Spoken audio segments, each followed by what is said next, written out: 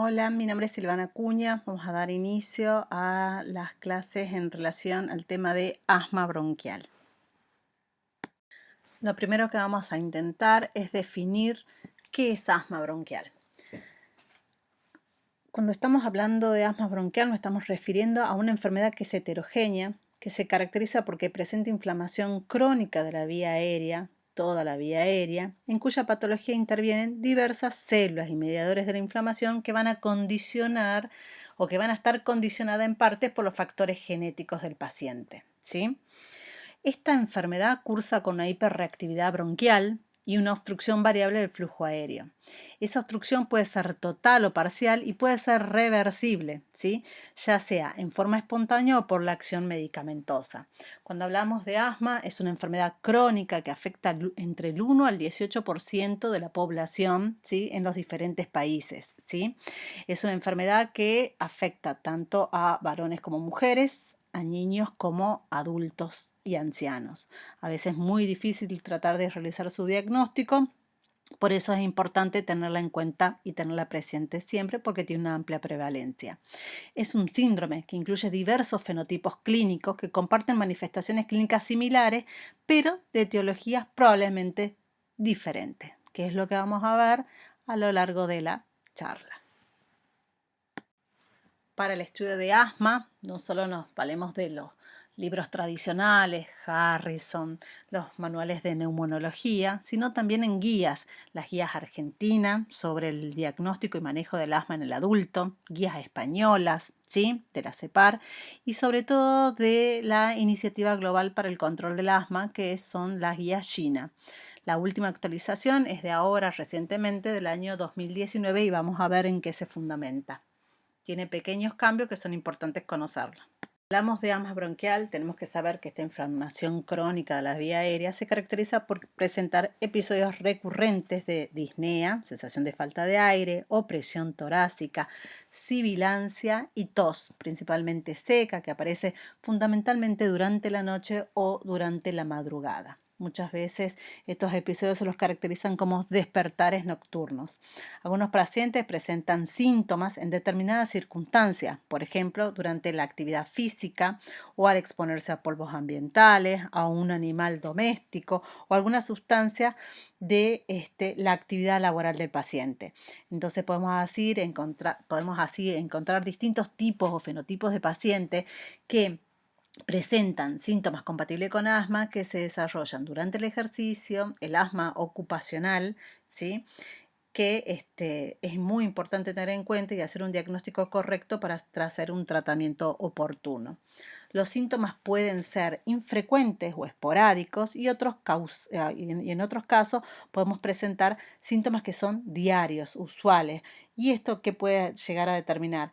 Puede producir ausentismo laboral, ya que interfiere en las actividades diarias de los pacientes. En algunos casos se puede determinar con claridad el desencadenante, pero en otros no tanto, ¿sí? Y eso obliga mucho a continuar el estudio de los pacientes. Entonces, por un lado, es muy importante tener en cuenta la definición, que es una enfermedad crónica que va afectando toda la vía aérea, produciendo inflamación, hiperreactividad bronquial y una obstrucción variable del flujo de aire. Esa obstrucción variable del flujo de aire que hemos dicho en la definición la vamos a poder objetivar con la espirometría o un picoflujo. Teniendo en cuenta esto, tenemos que tener presente que estos síntomas van a ser recurrentes, ¿sí? Y que estos síntomas pueden ser infrecuentes o bien usuales, ¿sí? Y que tenemos que tratar de determinar en todos los casos cuál es el desencadenante que lleva a que el paciente presente dichos síntomas.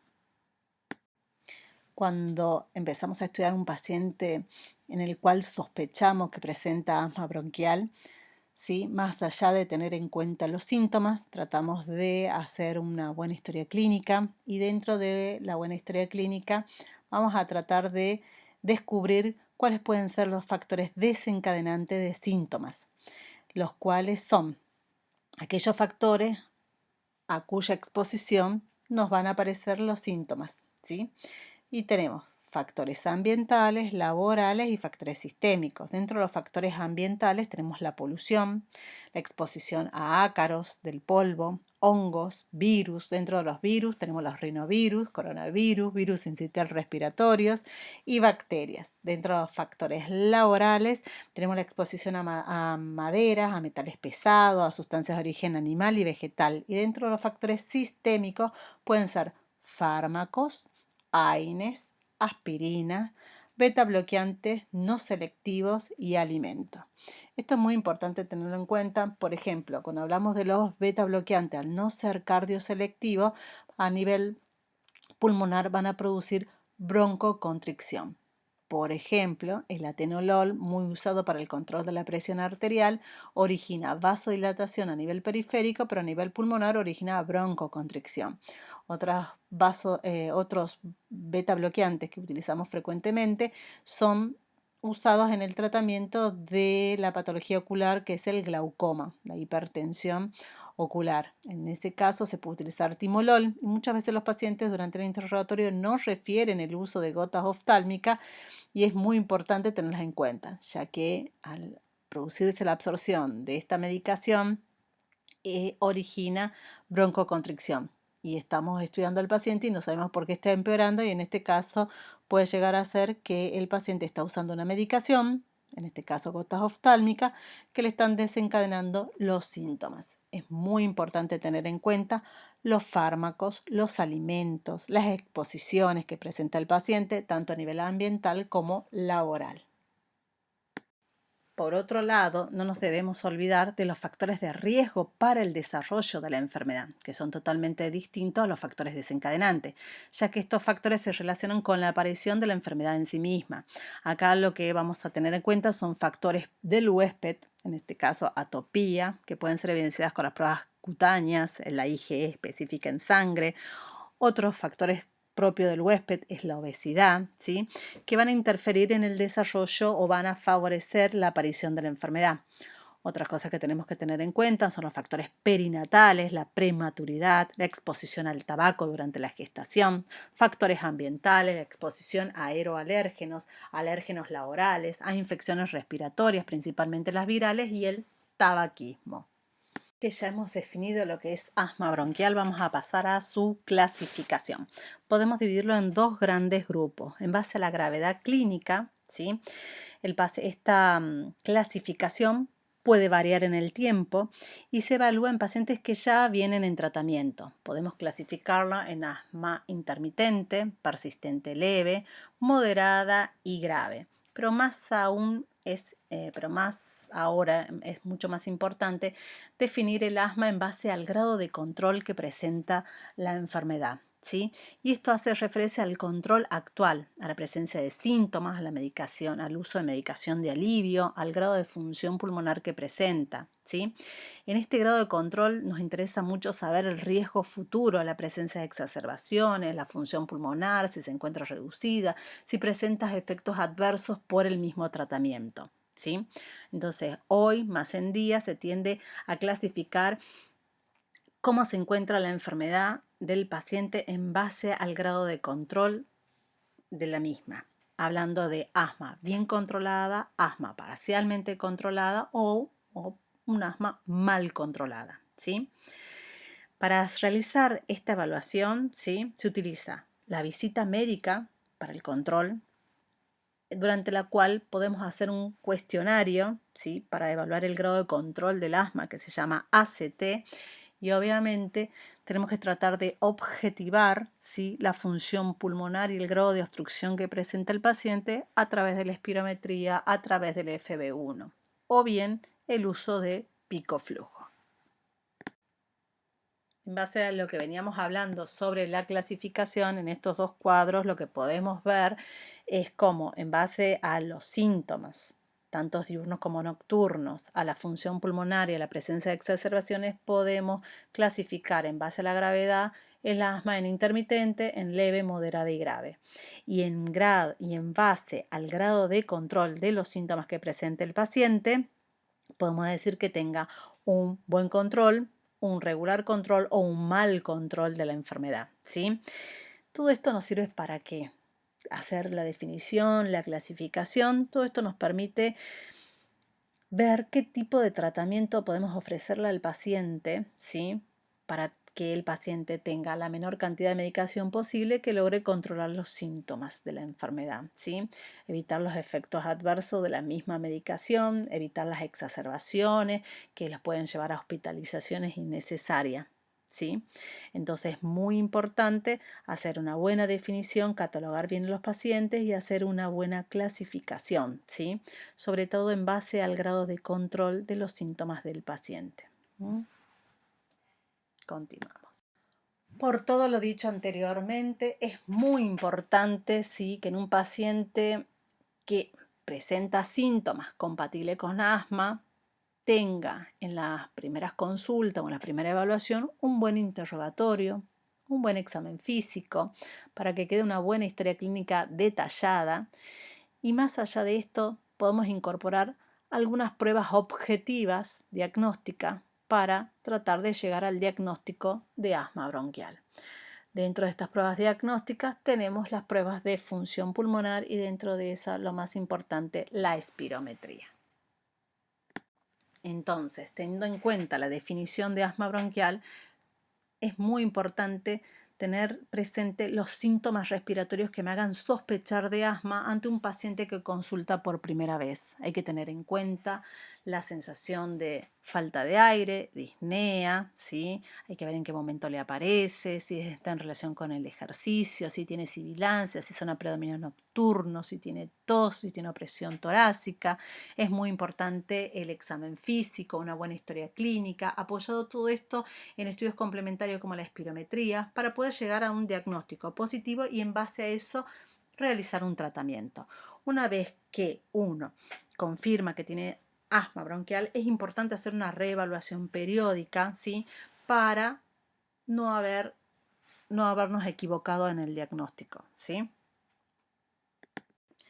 Cuando hacemos la evaluación de estos pacientes, la historia clínica es fundamental, como ya hemos dicho, ¿sí? Es importante tener en cuenta el inicio de los síntomas respiratorios, si le aparecieron en la infancia, en la adolescencia o en la edad adulta, si tienen algunos factores desencadenantes que los podamos objetivar, como ser la estacionalidad, la predisposición a factores ambientales o laborales. Es importante determinar si tiene mascotas en el domicilio, si tiene alfombras en la casa, en qué tipo de trabajo realiza. No es lo mismo un paciente que está expuesto al polvillo en una biblioteca o que trabaja en una panadería donde está expuesto a las harinas y a los polvos y hongos, ¿sí? Es importante si ha cambiado de trabajo en este último tiempo, qué tipo de medicaciones toma el paciente habitualmente, como ya hemos hecho referencia, las aspirinas, AINES y beta bloqueantes que originan broncoconstricción a nivel respiratorio desencadenando algunos síntomas. Si el paciente ya tenía un diagnóstico previo de asma bronquial, ¿sí? En estos casos muchos de los pacientes que ya venían con tratamiento y lo suspenden en forma brusca pueden presentar una crisis asmática, una exacerbación de los síntomas. Hay que tener en cuenta si tiene algún otro disparador o otro factor desencadenante como infecciones virales. Es importante el interrogatorio dirigido a la detección de este tipo de patologías, si tiene catarro, si tiene fiebre, si tiene tos productiva, ¿sí? Es muy importante y más actualmente. Es importante investigar el tratamiento habitual del paciente, si tiene protocolos de manejo de dichas exacerbaciones, si anteriormente estuvo internado por asma bronquial, porque de esto no está hablando de un tipo de paciente diferente. Un paciente que ya estuvo internado por asma bronquial es importante determinar si estuvo internado en terapia intensiva, si necesitó asistencia respiratoria mecánica, porque en este caso podríamos estar hablando de un paciente que haya tenido un asma casi fatal. Es muy importante el examen físico, el nivel de conciencia que presenta el paciente, la frecuencia respiratoria, la oximetría de pulso, la saturación. Es muy importante observar el uso de musculatura accesoria, si presenta tiraje, si tiene signos de insuficiencia cardíaca, para poder realizar el diagnóstico diferencial con otras patologías, ¿sí? Por ejemplo, insuficiencia cardíaca. Luego del el examen físico, del buen interrogatorio bien detallado, es importante determinar qué métodos complementarios son útiles para llegar a hacer el diagnóstico de asma bronquial. Y dentro de esto nos tenemos que acordar bien de la definición, porque estamos hablando que es una enfermedad inflamatoria crónica de la vía aérea que se caracteriza porque hay una obstrucción variable del flujo de aire, ¿sí?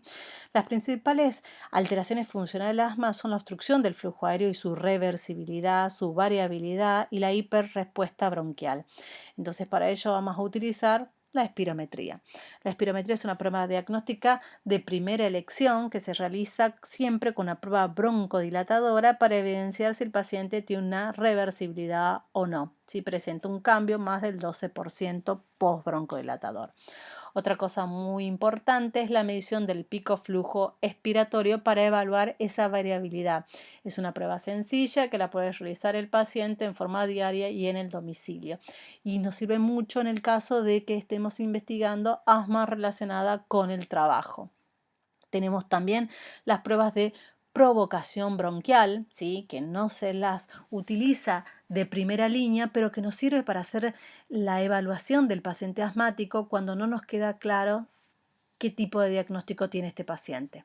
Entonces, para hacer una prueba de provocación bronquial, esta prueba lo que hace es evaluar la hiperreactividad bronquial.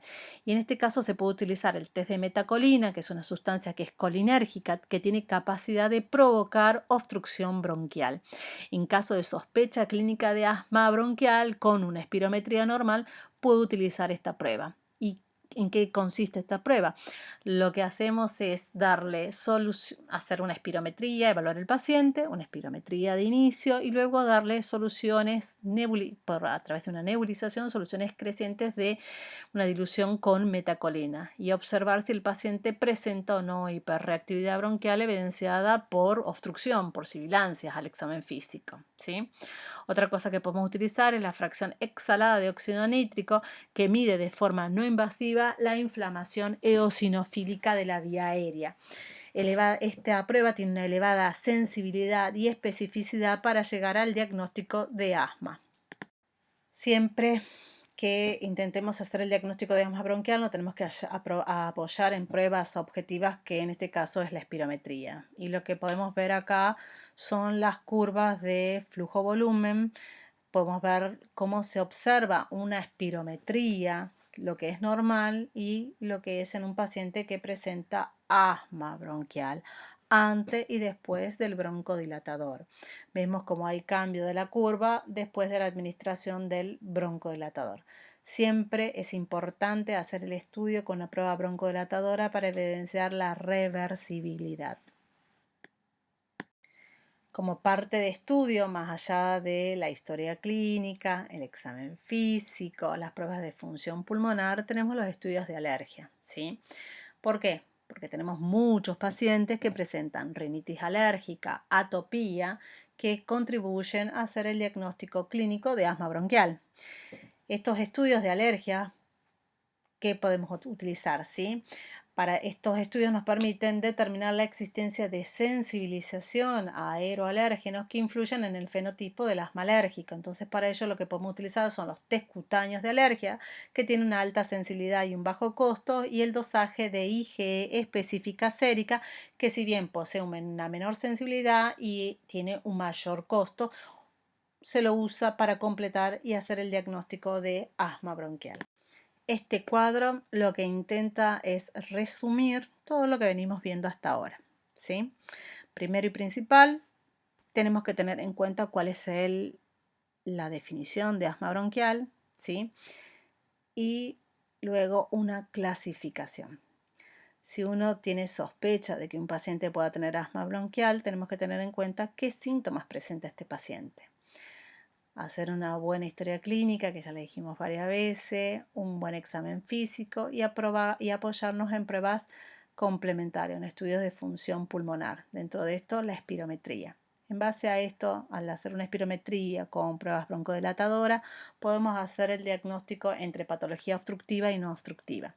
Cuando tenemos una patología obstructiva con respuesta positiva a los broncodilatadores de más del 12% o más de 200 mililitros, tenemos una alta sospecha que el paciente pueda llegar a tener asma bronquial. Si tenemos una prueba que es que evidencia una cierta patología obstructiva, pero tiene una prueba broncodilatadora negativa, podemos hacer un óxido nítrico. Acuérdense que hay pacientes que tienen espirometría normal y eso no descarta que el paciente no tenga asma. Por ende, nosotros tenemos que seguir estudiando a ese paciente y nos podemos apoyar en las pruebas cutáneas de alergia, el antecedente de rinitis y atopía con las pruebas de laboratorio.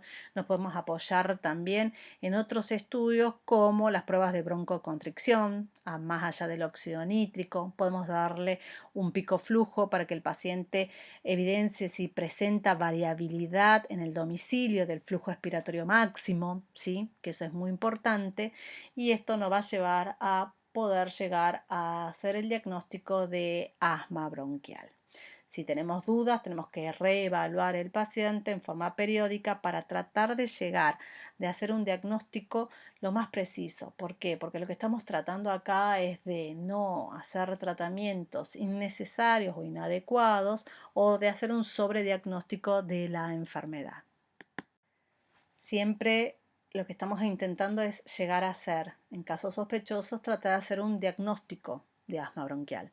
En este caso se debe considerar ante síntomas y signos clínicos, principalmente sibilancia y disnea, que son los síntomas cardinales que ponen en evidencia la obstrucción de la vía aérea, pero que si bien no son específicos porque son comunes a muchas patologías respiratorias y no solamente respiratorias, sino cardiovasculares, hay que tener en cuenta los principales diagnósticos diferenciales, siempre teniendo en cuenta la edad del paciente. Al hablar de asma del adulto, los principales diagnósticos diferenciales van a ser con insuficiencia cardíaca congestiva, un EPOC reagudizado, o sea, dentro de las patologías obstructivas, una bronquiolitis obliterante, el tromboembolismo de pulmón, que es la gran simuladora, crisis de ansiedad, hiperventilación con ataques de pánico, disfunción de las cuerdas vocales, aspiración de cuerpos extraños o lesiones endobronquiales que originen una obstrucción al flujo de aire, y no nos tenemos que olvidar de algunas micosis, dentro de ello es la aspergilosis broncopulmonar alérgica. Tener en cuenta estos diagnósticos para no caer en cuenta de que es asma bronquial y el paciente tiene otra patología. No todo lo que silba es asma. Como dijimos al principio, esta es una enfermedad que es heterogénea, que tiene manifestaciones clínicas similares, sibilancia, disnea, tos, ¿sí? Pero que tienen factores desencadenantes distintos. Podemos agrupar a los pacientes en distintos fenotipos de asma, ¿sí? Y esto también va a influir en que en el tratamiento, ¿sí?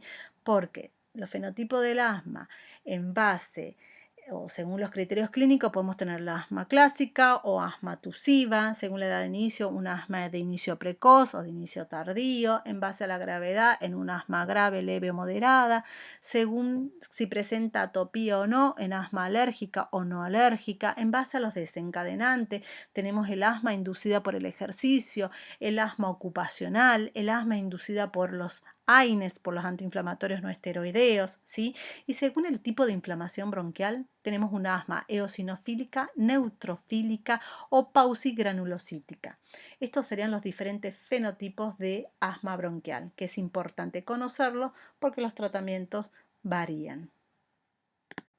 Una vez que hemos definido qué es asma bronquial, que hemos hecho una clasificación, ¿sí?, de asma, que hemos visto qué estudios son necesarios para llegar al diagnóstico, ¿sí?, la espirometría fundamentalmente, los test de alergia cutáneos, el dosaje de IgE como parte del laboratorio, análisis de sangre para ver la eosinofilia.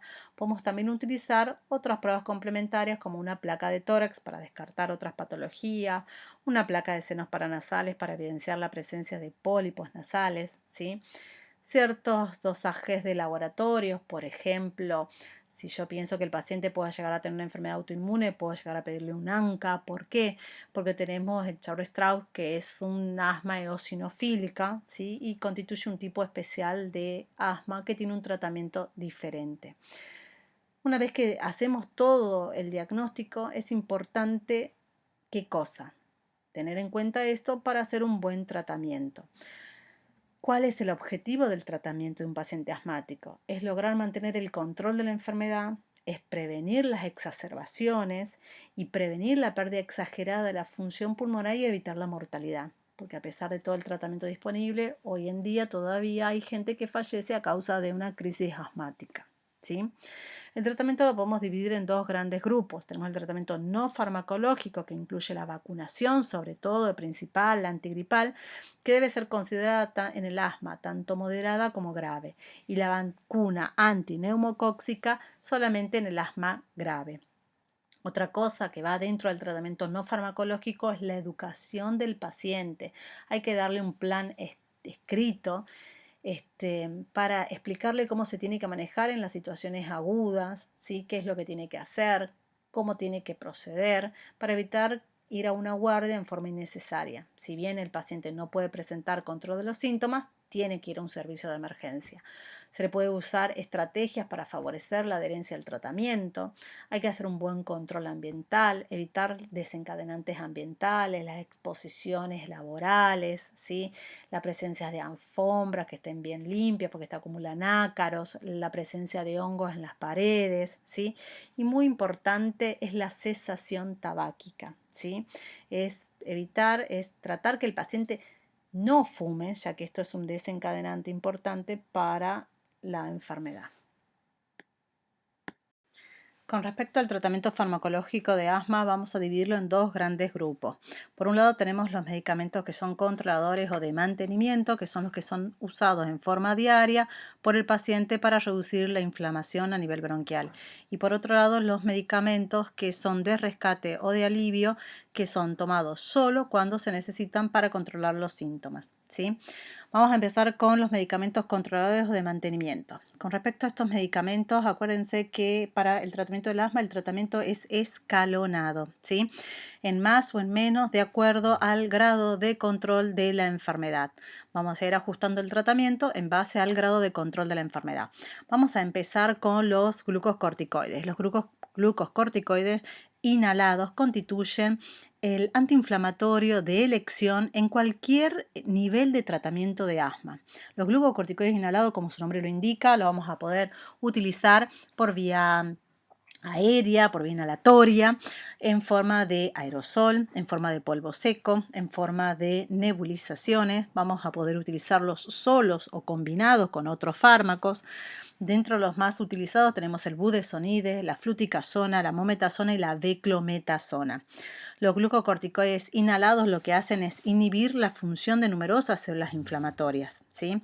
Con esto logran el alivio sintomático al disminuir la inflamación a nivel bronquial.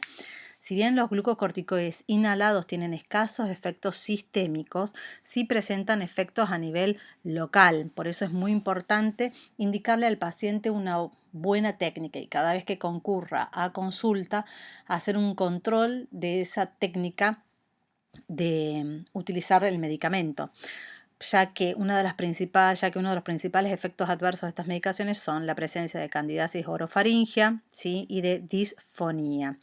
Esto se podría mejorar con el uso de aerocámaras o cámaras espaciadoras de la medicación o bien haciendo enjuagues bucales posterior a su utilización para disminuir así el residuo que pueda llegar a quedar a nivel de la cavidad oral. Por otro lado, tenemos los agonistas beta 2 de acción prolongada, conocidos como LABA según sus siglas en inglés. Tenemos el salmeterol, formoterol y el bilanterol, que es una de las últimas adquisiciones, cuya vida media es de 24 horas. Estos, ¿qué es lo que hacen? Estimular el receptor beta 2, provocando una relajación del músculo liso de la vía aérea, mejoran el aclaramiento mucociliar, disminuyen la permeabilidad vascular y modulan la liberación de mediadores por parte de los basófilos. Su efecto permanece al menos 12 horas. Son más eficaces usados en combinación con los glucocorticoides inhalados y no deben emplearse nunca como monoterapia. Cuando se añade, mejoran los síntomas diurnos y nocturnos, mejoran la función pulmonar y descienden las necesidades de medicación de rescate, así como las exacerbaciones.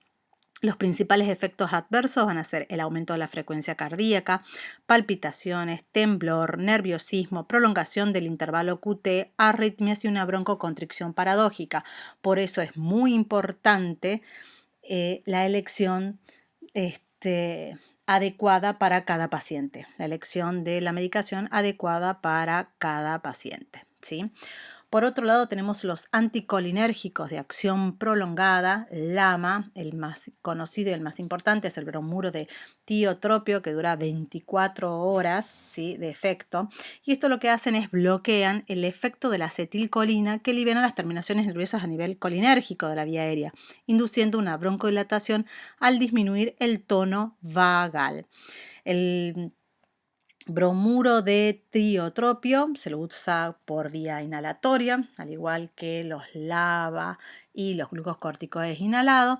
Y uno de los principales efectos adversos que presentan estas medicaciones, si bien en general son leves, pueden producir sequedad de boca y mal sabor cuando es en uso en cantidad significativa, ¿sí? Por otro lado, tenemos los antileucotrienos, cuyo mecanismo de acción se basa en el bloqueo del receptor del cistenil-leucotrieno entre otras células de las fibras musculares lisas de la vía aérea, por lo que al inhibir las acciones de los leucotrienos, esto provoca un efecto broncodilatador y antiinflamatorio. Lo más conocido es el Montelukast y el Zafirlukast, y estos dos se encuentran disponibles por vía oral, ¿sí? Hasta ahora todo lo que hemos visto eran por vía inhalatoria y los antileucotrienos, los podemos utilizar por vía oral. Otra medicación que podemos utilizar por vía oral son los glucocorticoides sistémicos. Los glucocorticoides sistémicos solo se reservan para reagudizaciones o para mal control de la enfermedad debido a los numerosos efectos adversos que se le puede ocasionar al paciente si uno lo consume en forma prolongada, ¿sí?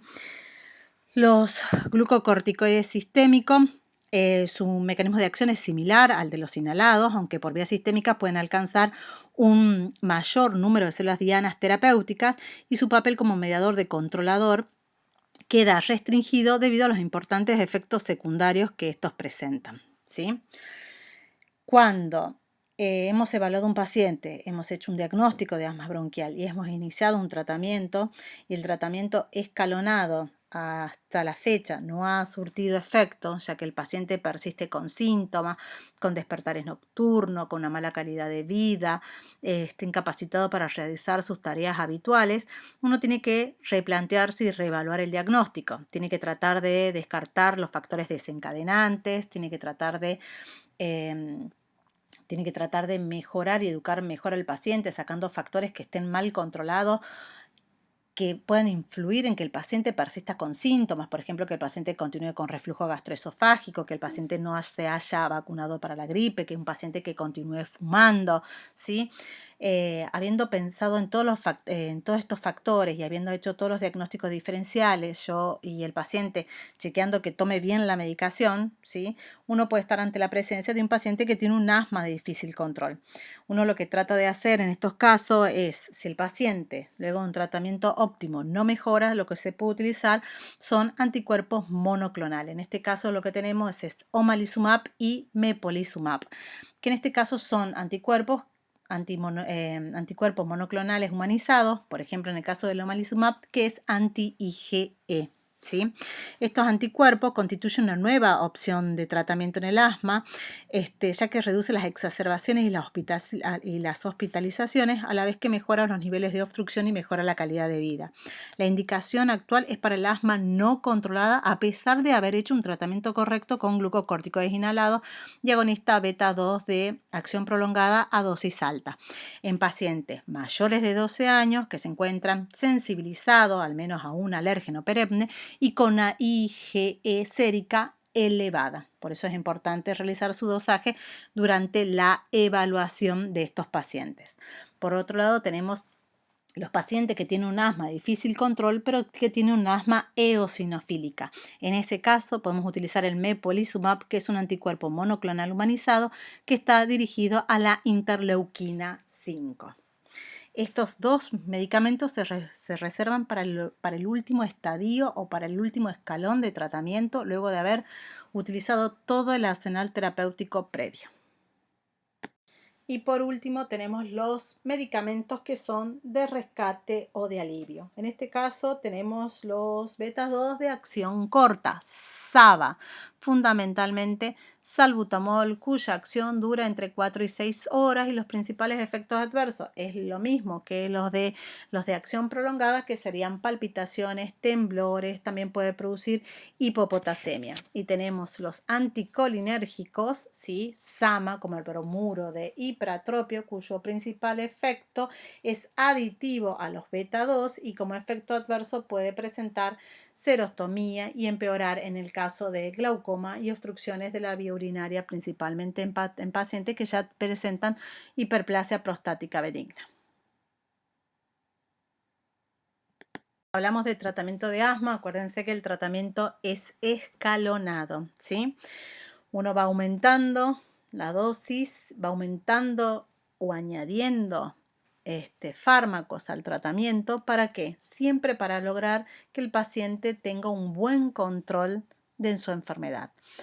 En base a eso vamos a ir modificando el tratamiento en más o en menos, aumentando los escalones o disminuyendo. ¿Para qué? Para tratar de tener un asma que esté bien controlada, ¿sí? En caso de que el paciente tenga un asma que está mal controlado o parcialmente controlado, voy a aumentar el tratamiento. Y en caso que el paciente tenga un asma que está bien controlada, se puede llegar a disminuir. ¿Qué es lo que busca esto? Es buscar la dosis mínima eficaz para mantener controlada la enfermedad y en caso en que el paciente no esté bien controlado, subir la medicación hasta lograr el control de la misma. La medicación que utilizamos tanto para el control de la enfermedad como para las exacerbaciones es básicamente la misma. Y tratar la exacerbación es tratar de ver, en base a la gravedad que presenta dicha exacerbación, es tratar de evitar posibles hospitalizaciones, internaciones o uso indebido de corticoides sistémicos. Los fármacos, ¿sí? Y medidas no farmacológicas son igual de importantes para el control de la enfermedad. En este gráfico de tratamiento de asma, lo que vamos a ver, ¿sí? Este es un gráfico de la guía China, ¿sí? Es para adultos y para adolescentes, para mayores de 12 años, que uno va ajustando el tratamiento en base al grado de control de la enfermedad y esto se va evaluando en cada evaluación del paciente en consultorio, en base a los síntomas que tenga el paciente, en base a la presencia o no de exacerbación, en base a la presencia de efectos adversos por los medicamentos, en base a la función pulmonar, ¿sí? Entonces vamos a ir determinando cómo está el paciente y en base al grado de control vamos a ir aumentando la medicación o disminuyendo. En el step 1 o en el primer escalón lo que podemos utilizar, siempre hemos dicho, son los glucocorticoides inhalados, siempre a bajas dosis y podemos utilizar un broncodilatador de acción corta. Si a pesar de esto el paciente no mejora, se puede agregar una combinación con broncodilatadores de acción prolongada. Si con esto el paciente no mejora, podemos aumentar la dosis de corticoides inhalados o aumentar la dosis de corticoides inhalados asociados a broncodilatadores de acción prolongada. En cualquier estadio o en cualquier step o en cualquier escalón podemos utilizar también los antileucotrienos. Si el paciente no mejora, aumentamos las dosis de los corticoides inhalados y de los broncodilatadores de acción prolongada. Generalmente ya son combinaciones fijas que existen en el mercado. Y podemos agregarles también un anticolinérgico de acción prolongada como el tiotropio. Si con esto el paciente no mejora y ya tenemos corticoides inhalados, broncodilatadores de acción prolongada, anticolinérgicos de acción prolongada, antileucotrienos, uso de beta 2 de acción corta y el paciente no logra controlar los síntomas, lo que podemos utilizar ya en el quinto escalón es el uso de corticoides sistémico a bajas dosis y por un cierto periodo de tiempo. Si a pesar de todo esto el paciente no mejora, yo lo que puedo utilizar es una terapia más dirigida y en este caso tenemos los anticuerpos monoclonales a disposición en base a la patología del paciente. Si es que tiene una IgE elevada o si presente eosinofilia periférica elevada. Este cuadro lo que hace es resumir el tratamiento de asma. Una vez que se logra el control de los síntomas, se puede ir bajando de escalón hasta quedar con la menor cantidad de medicación posible que logre controlar los síntomas del paciente.